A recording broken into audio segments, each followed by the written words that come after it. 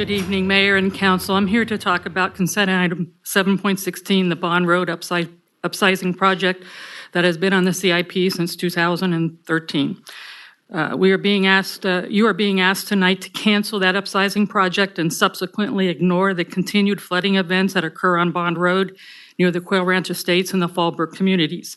Staff now says that a reevaluation of the technical data shows that the upsizing is no longer necessary and provided a litany of technical documents and mapping scenarios that apparently show that the upsizing would result in very little improvement to the flooding that occurs during prolonged rain events.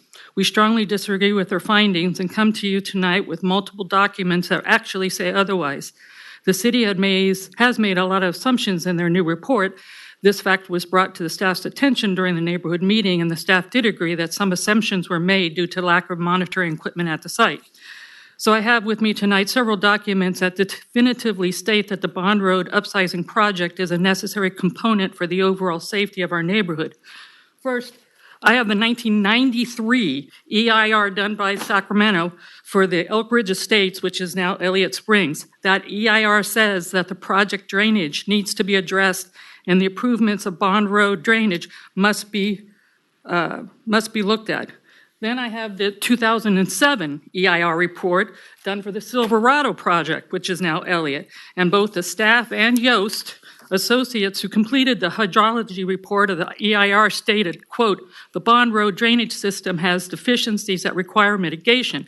Impacts to Bond Road trunk pump lines are potentially significant. End of quote. The solution was to upsize the Bond Road trunk line to reduce the potential impacts to the existing drainage pattern to less than significant. Then there's the Wood-Rogers report from June of 2012 that says, quote, the city's stormwater master drain plan has identified the existing trunk line on Bond Road to be deficient and to receive any more acreage from the Silverado project. Draining more into that line will exacerbate